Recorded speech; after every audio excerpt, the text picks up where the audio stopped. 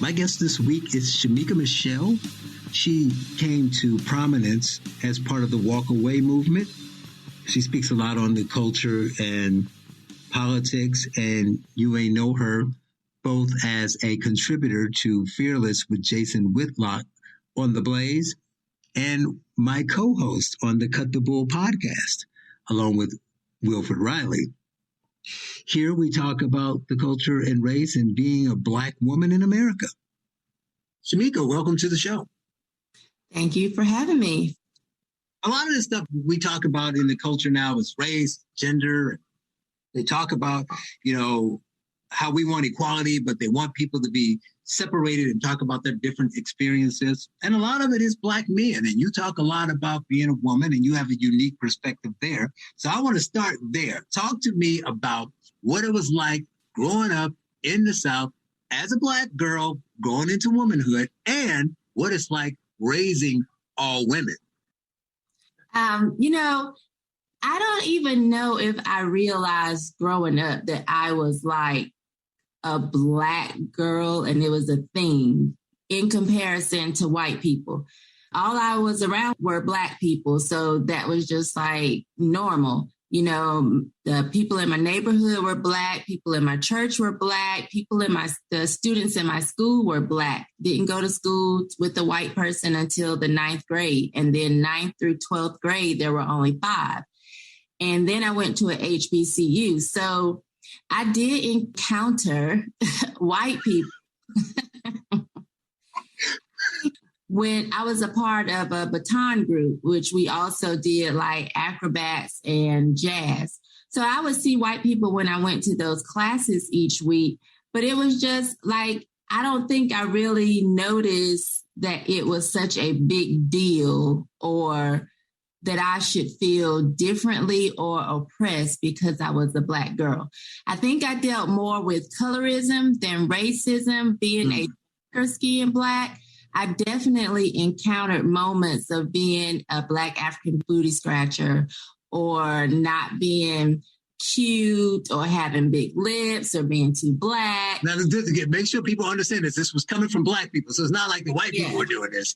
Right. Yeah. This was coming from Black people. So I experienced colorism, but not really racism, because when I went to, say, baton practice, I was just a baton twirler, and the way I was judged was based on how well I twirled the baton. And I actually twirled really well.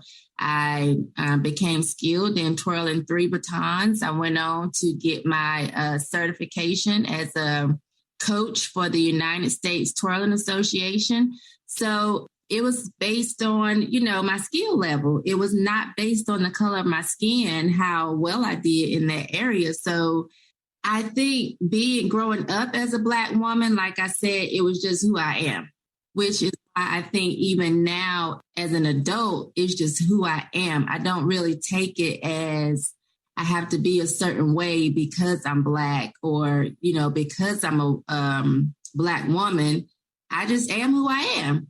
And I still think I experienced some colorism a little bit, especially in maybe my 20s. Not so much now. I don't think I really recognize it now as I'm older, but I don't think it was a big deal. I think I missed out on all of the oppression that I was supposed to feel and the racism that I was supposed to endure, because I've never really had a desire to go out and picket or throw a brick through a window or, I guess I wasn't fortunate enough to be oppressed.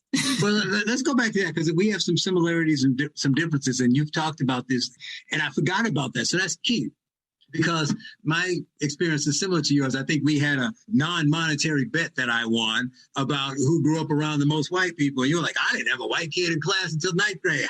I had one and she dropped out. So I graduated with 0. I win.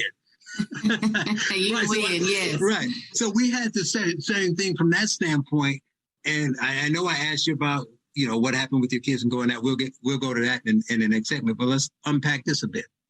Because one, it gives us a unique perspective that a lot of people, including Black people, don't have. Lots of Black people can talk about their childhood being around white kids and what the white kids do and what their racist parents says. I'm like, I don't know, there were no white kids, right? So It is a little different. I get that. So we can see why their experiences would be different. But I want to know if this is the same for you. What surprises me is I have people in my circle that grew up like me, grew up in the same town, had the same experiences. And when they became racially obsessed, I was like, why? I mean, we're the same thing. And, you know, we're about the same age. I'm a couple years older than you. So I grew up in Gary, Indiana. Mostly either poor or working class people. Very few people were middle class, but we went to school with a couple. But most of us sat in that area. And we grew up around people who did all these bad things, sold drugs, were criminals, were homeless, or whatever, and they were all black. But then all the professionals were black, the lawyers, the doctors, all those people we saw were black. So we didn't have this negative stigma in our faces. And then most of us had both parents at home, at least in our young formative years. Now, by high school, maybe they divorced or something, but they weren't just growing up their whole lives in single-family homes. I came into high school and they were all just different. Everybody was militant. Now, granted, it was the times, it was the 80s, it was the, fight the power and the do the right thing movie and all this other kind of stuff. But they seemed angry and I didn't understand why. And so I want to know if you experienced that for one, and as you went through your 20s and 30s, when you talked to your friends, were they still sounding like you, or did you find that you sounded different than them? Like, if you talk about crime or if you talk about education or something, were they like, yeah, we need to fix the schools, or were they just this old, Whitey did it, right? How would you say your conversations went with the people you grew up with? Well, I think I turned into Whitey did it because, some of the people that I was hanging around in my 20s, like I can remember, I think maybe I was about 19 or 20 when Farrakhan did the Million Man March. Mm-hmm. And my daughter's father was going. And so I'm like, oh gosh, that was kind of like my first maybe experience in realizing that we are oppressed, right? Just because we're Black. And I need Wait a minute. Your first experience of realizing you were oppressed was that some people were marching to D.C. So nobody oppressed you, but they're like, hey, they're telling me that they're marching there because I'm oppressed. Well, I must be oppressed. Right, exactly. So that's when it was for me. And I think I did experience maybe a little bit of prejudice from working under a white supervisor.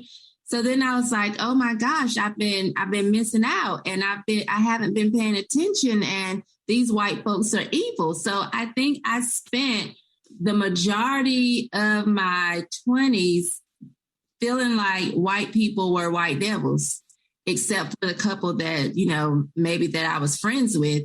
Like, or if I got to know them on a job and we were kind of cool, then those were the good white people. The rest of them, though, they were the white devils. And I think I felt that way. I got deeper into the Black Power movement in my 30s or my late 30s, like listening to Tariq Nasheed or what's the doctor? Umar Johnson? Johnson, yes.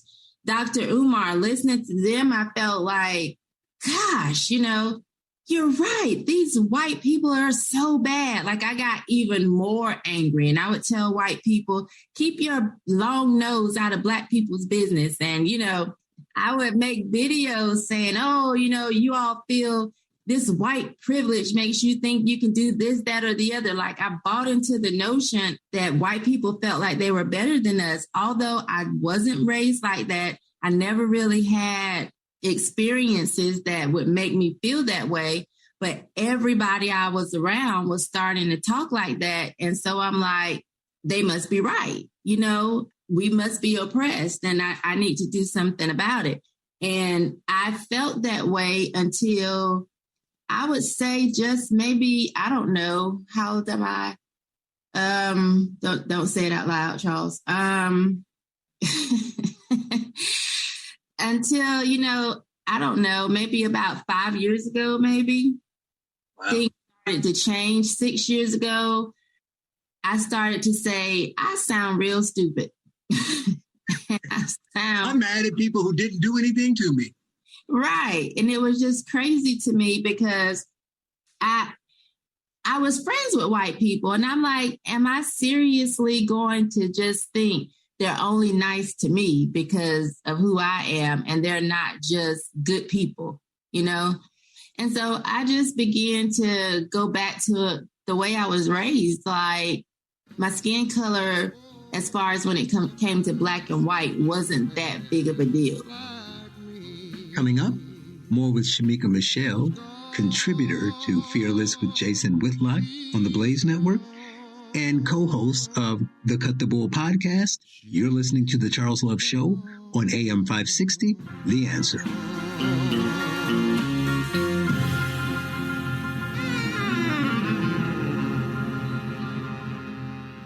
We return to The Charles Love Show on AM 560, The Answer. Once again, here's Charles Love. Are you tired of summer nights in Maine? Welcome back. I am continuing my conversation with Shemeka Michelle, contributor to Fearless with Jason Whitlock, and co-host of the Cut the Bull podcast with myself and Wilfred Riley. In this segment, we talk about the need and the importance of conservatives talking to Black people. And what I think is a revelation to some, we talk about how the views of many Blacks, what we call the pro-Blacks, are aligned in a lot of ways with those of conservatives. You mentioned Umar Johnson, Tariq Nasheed, and some of the others.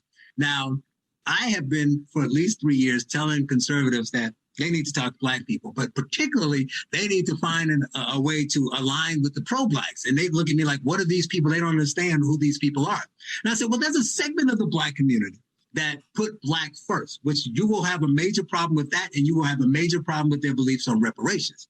However, if you cut through that, everything else kind of falls in line with what you believe. So you'll find that you agree with conservatives 85% of the time. You agree with the left almost zero, Democrats like 10. But these people probably about 50%. So you need to talk to them, right? So you ignore the reparations. They're all talking about personal responsibilities. They don't trust you because you're white, but they don't trust whitey. But that means they also don't trust Democrats. They hate illegal immigration. They hate this hard push on the LGBT community. In fact, they think that not only is it bad for men, they think it's a deliberate thing to emasculate Black men. So they really hate it, right? But you won't talk to them because they pro-reparations, right? And you're ignoring all this other stuff that they agree with you on. So I think that's fascinating too. So why do you think that only Black Democrats listen to them? But what they're saying is not in line with what Democrats say. Yeah, I think they talk to them simply to just act as if they're interested in what they're saying. Because like you said, what they really talk about is not, it doesn't align with the Democrat Party at all. So I think they just entertain them simply to act as if they're friends.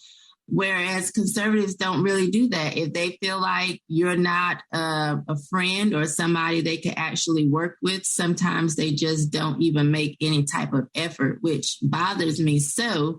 But the Democrats, it's like, oh, we love everybody. They'll pretend to be everybody's friend, but then make policies that will actually rip you to shreds. But if you're not paying attention, then, hey, that's your own fault, right? And I think that's the way the Democrats are. They actually will talk to anybody. They will entertain anybody. They will act as if we're all in this together, when in all actuality, once you look at their policies, we're not in this together, because over the years, they've done things to ravage the Black family and the Black community, but still the Black community sees them as friends. But do they? I mean, when you talk to your friends, obviously I try to frame the conversation so it's not politics. Like I said, that makes it more complicated. But if you just talk about issues, so something happened on TV, you turn to your friends like, hey, did you see that? That's crazy. They still, you think most of the people in your circle still agree with what the Democrats say? I mean, I know they may vote that way, but when you talk about things that happen, and whether they watch what's happening on the border, and you say, what do you think about that? Are they like, no, that's a good thing because Biden said it was good? Are they like, yeah, I'm not playing around with that. I don't like that. What do they say about those things? For one, I don't really have many friends, so I'm not around people a lot. What about family? Family seems to actually just say the same thing over and over. Like, I do have some family members that on the low will text me or message me and be like, yeah, that you're right, or that's spot on, or I don't believe this or that. But for the most part, we'll get together for something, Thanksgiving or just a little dinner. And I really have to sit there and just listen to them talk all types of foolishness. Like the last time I was around my family, I had to listen to my uncle say how Texas was trying to put us back in chains and how women didn't have any rights in Texas. And this abortion law is just taking all of our rights. And these voting laws, they're just trying to take us back to slavery. And I'll ask like little questions to maybe get them to see how they're being ridiculous.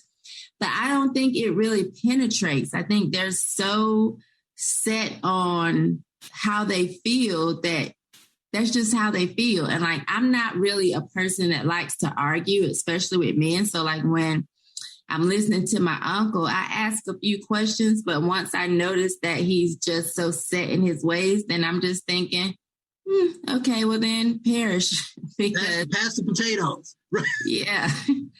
You know, well, I do the same thing.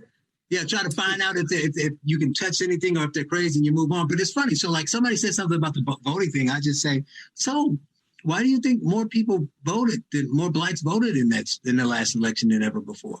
So even with all these wonderful, strict suppression movements, they're so bad at it that they keep suppressing the black vote and then more black people vote. Yeah.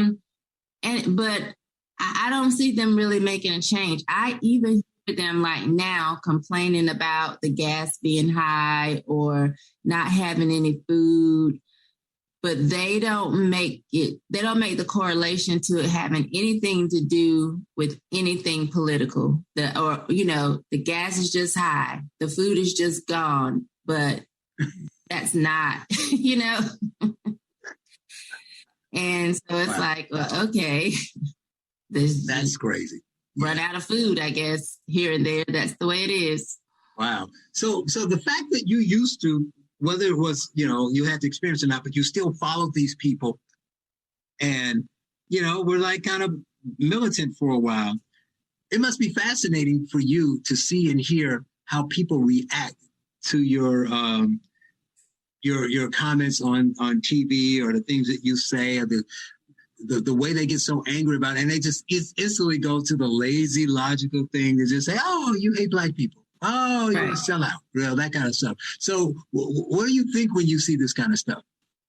I think it's funny because, again, I wasn't around white people consistently, like I said, until 9th grade. It was my first time being around a white student in school. A lot of them, in my opinion, probably went to school with white people, probably had a lot more interactions with white people than I did. So for them to then say, I don't like black people, well, that's just silly to me because black people, that's really all I know. That's all I'm really used to. How could I be around people every day for the majority of my life and not like them? It's just silly to me. It's almost like they want to uninvite me to the cookout, but I'm like, I am the cookout. What do you mean? I find it funny because I'm like, if we had to qualify blackness, I'm pretty sure I'm blacker than you. And I don't even mean by skin tone or, I mean, right. I'm probably blacker than you. Right. So, you lived the experience more than them. You've been around black neighborhoods. You've been around black people. Yeah, a lot of these people are elites who are overcompensating for things, or people who are just blindly following a political party, or people who just don't get it. Right. I mean, we were talking earlier about how you don't have to agree with us, but how they will attack you for saying something positive about blacks or not wanting people to believe something negative about blacks. And that makes you a sellout. So saying that, well, hey, if we want to fix criminal justice reform, that's fine. But I will not allow you to just paint a picture of blacks as all violent. A very small percentage of blacks can be violent. Wow, you a sellout. I'm a sellout for saying blacks aren't violent? Right. You would much rather me say blacks are just some rabid old violent criminals. You got to watch out for the blacks. That would be okay, because then that would be racist too. So basically, anything I say is racist. Mm-hmm. Yeah, and they would prefer me to say, oh, teach my child anything. I don't really care what my child is being taught in school, but the moment I speak up about it and say, well, I don't want you to teach my children that they're oppressed by the color of their skin, then all of a sudden I'm racist. Well, what I'm really teaching my child is what I went through childhood feeling. I never felt oppressed because of the color of my skin when it came to, again, black and white. Now, I felt a little oppressed from them yellow bones, but not from white people. So I don't want my children growing up hating white people just because they're white, or feeling that like they're less than just because they're black. And if that's a sellout, then I'm going to sell you out every single day, because I want my children to have the same belief in themselves that I did. I never felt like I can't do something because I'm black. If I didn't excel at something, it had nothing to do with my skin color. Coming up, more with Shemeka Michelle, author of Keep It Naked and co-host of the Cut the Bull podcast. You're listening to The Charles Love Show on AM 560, The Answer.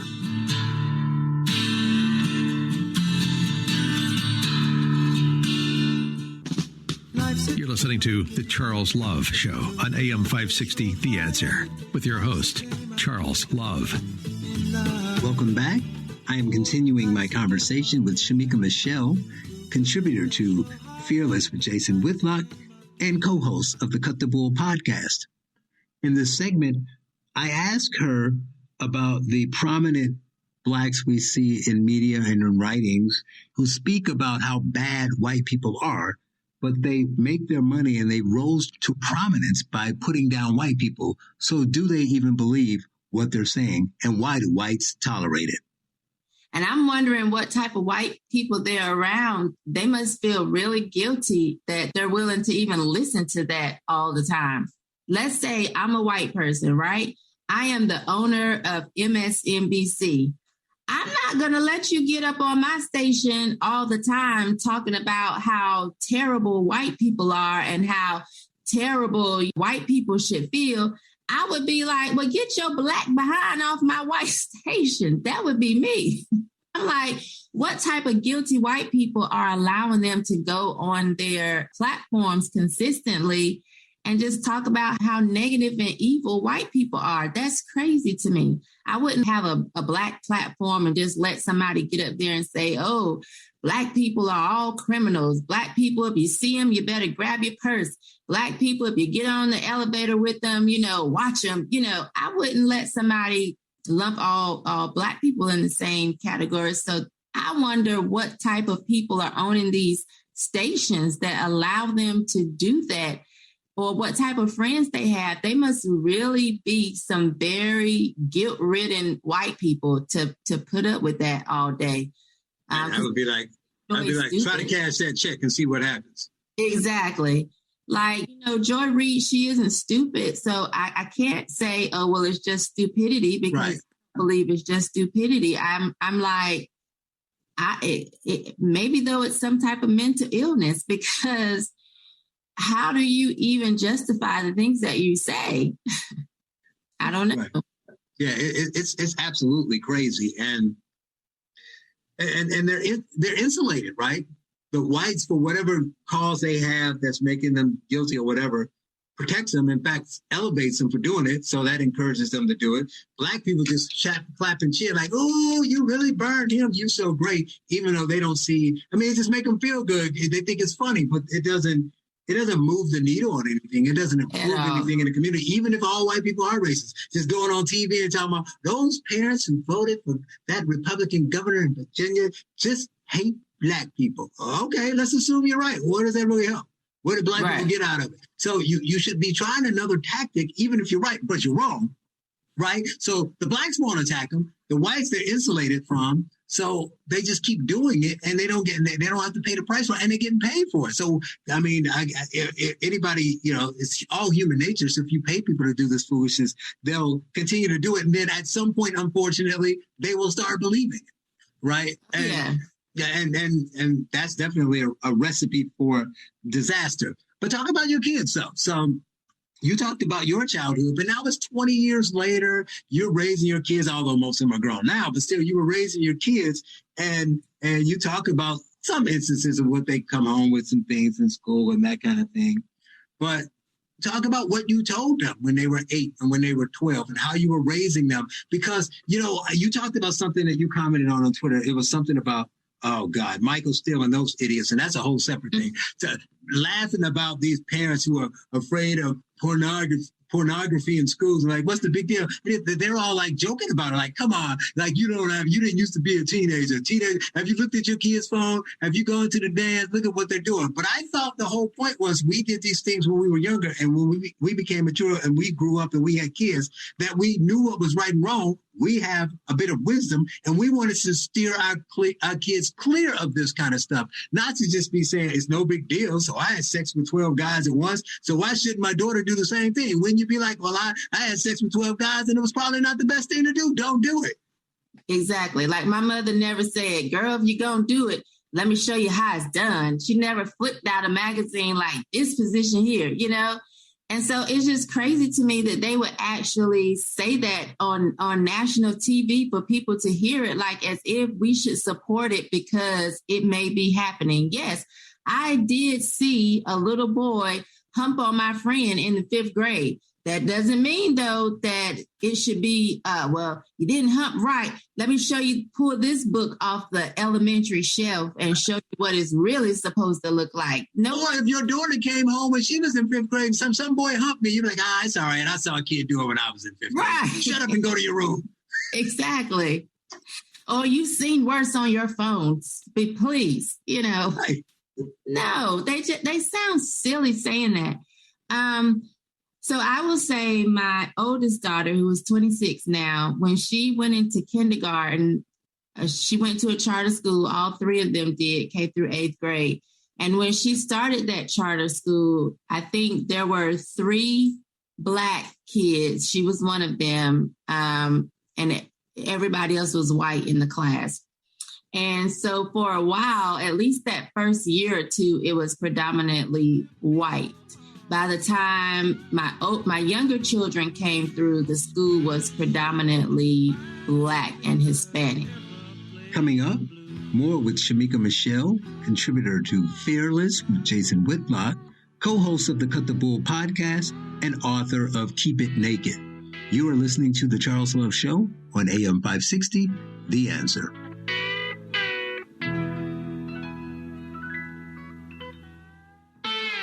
Now, more of the Charles Love Show on AM 560, The Answer, with your host, Charles Love. Welcome back. I'm continuing my conversation with Shemeka Michelle, contributor to Fearless with Jason Whitlock, and co-host of the Cut the Bull podcast. In the last segment, she talked about her kids going to charter school, and at the beginning, the schools were majority white, and at the end, they were predominantly Black. So in this segment, I asked her why, and she made me laugh when she gave me her blunt reason for why there was a change. And she talks about a project she did with her kids back when she was a little more militant. I think Black people that still voted Democrat, they were excited about school choice and realized... Exactly. They realized, they had a different option than public school, and they just began to filter in. This school that used to be held in a church was now building an actual building so that they could house all the students that were starting to come there. And I don't know if I actually told my children anything. I'm pretty sure I said more than what my parents said to me, simply because I was going through that militant stage a little bit, you know? So I remember like my baby girl who was 16, she had a project to do for school, and she did this whole planet. And the name of the planet was We Matter. And the only people that were allowed to be on the planet were Black people. And she took a Black Barbie doll, and we had, from detangling our hair, we had, hair that we actually chopped all of the Barbie dolls, silky straight hair off, and glued the afro on and put something around the Barbie doll's hand so she could actually be holding up, the Black Power fist. And she actually presented this in school in front of a white teacher and white kids, we laugh about it now because it's like, that was so crazy. But we were so excited about it. Like, yes, we matter. And, you know, the planet was red, black, and green.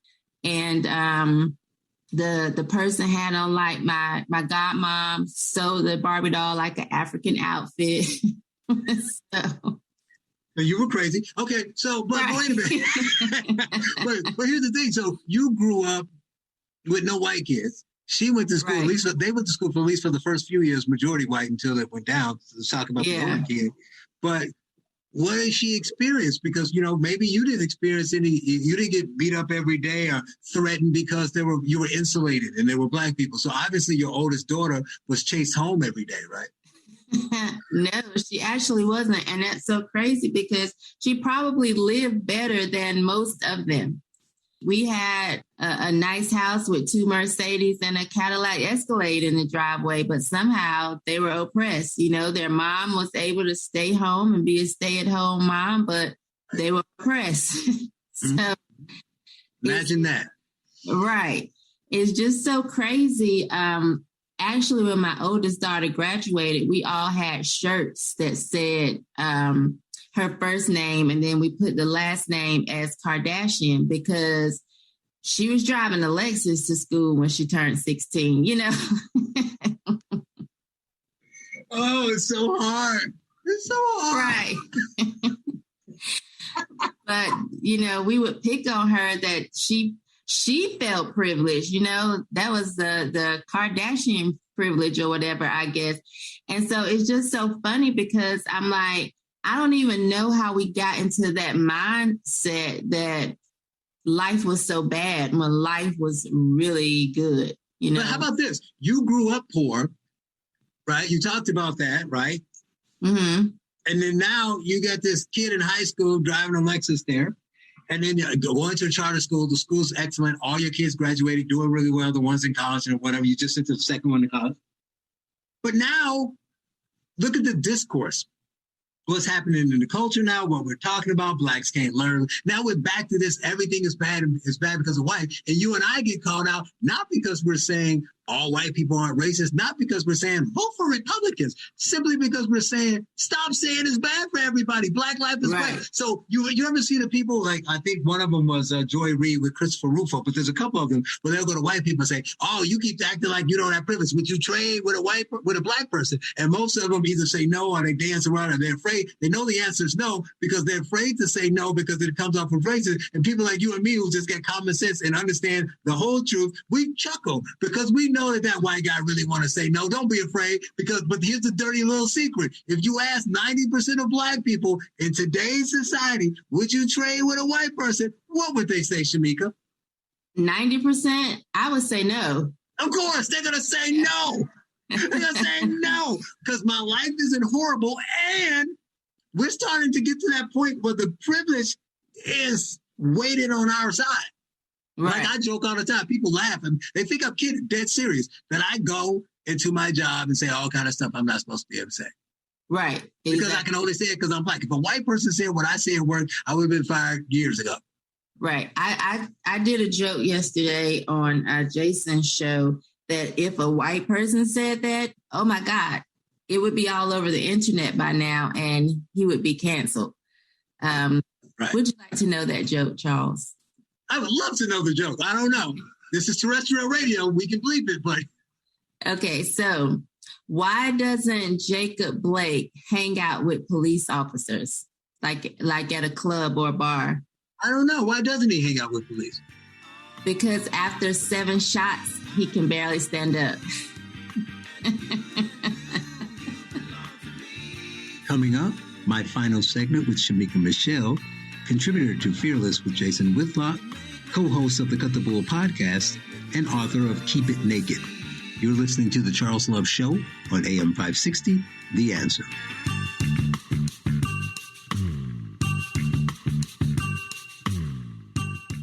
The Charles Love Show continues on AM 560, The Answer. Here's Charles Love. Welcome back. This is my final segment with Shemeka Michelle, contributor to Fearless with Jason Whitlock, co-host of the Cut the Bull podcast, and author of Keep It Naked.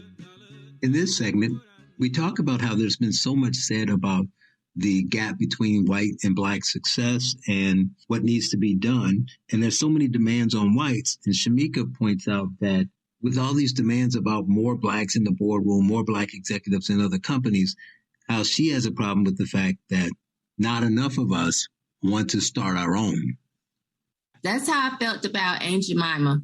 Like, I can remember being, I think maybe I was in the 9th grade, when they changed the way she looked. Her hair, yeah. Yeah, when they got a perm. When she got a perm. Yeah. Right. That's exactly what happened. All of us talking about Black power, but we have no problem with her having to make her hair more European. Right. A nose probably got all thin. Exactly. And so I remember them changing that, and I thought to myself, what's the big deal? Why don't we just have a black pancake company? And fast forward now to 2020 when they bring it up again and they're like, oh, this is a mammy and she needs to be taken off. I'm thinking 30 plus years later, we still don't have a black pancake company to compete. If we didn't like what we saw from Aunt Jemima, why didn't we have a black company that could compete? You just, every 30 years, you got an issue. Like, that's the way I feel. Like, next is going to be pancakes at races. No more pancakes at all. Just don't make pancakes. Yes. And I'm like, why not have a competing company? We never do that, though. We sit and complain. I need to be in your boardroom. Like you said, why not start your own company if it's that serious? Right. That's true. So I guess we got to do a little promo on the way out. Like I said at the beginning, Shemeka is one of my co-hosts on the Cut the Bull podcast with Wilfred Riley. And so I talk about it all the time. And I want to sit back and listen to Shemeka. Shemeka, tell the people about Cut the Bull. Well, Cut the Bull is 2 men and a woman. These 2 men are very smart, very classy, very educated. They pretty much hog the conversation. They dominate the conversation all the time. And then if they say speak, I speak, but I only speak when spoken to. So we talk about insightful things, things that are going on in the news and, some other topics. But it's very informative. It's very entertaining. And if you want to just hear 2 men mostly do the talking, then join Cut the Bull. Cut the Bull, the podcast with 2 men, and sometimes there's a woman voice. We don't even know where it comes from. It's like a little box in the back of the screen, and a voice just comes out and says these random truth bombs, and boom, and then go away. That is not true. In fact, I try to get her to talk more, but when she says something, right, it's like, the old E.F. Hutton commercial where everybody has to listen. When she says something, everything stops, and then the show is turned on its head. So you want more of Shemeka and myself and Will, and Keeping It Naked. She has a book. She is a contributor on Fearless with Jason Whitlock. She does a lot of media, and she likes to, keep it real while shocking people, I guess, and making them think about how silly they're being, basically, is where we are now. So she brings the truth and the honesty, and it's always fun. You should check out the podcast. Check her out on Fearless with Jason Whitlock. She is Shemeka Michelle. Shemeka, thank you for joining me. Thank you for having me, Charles.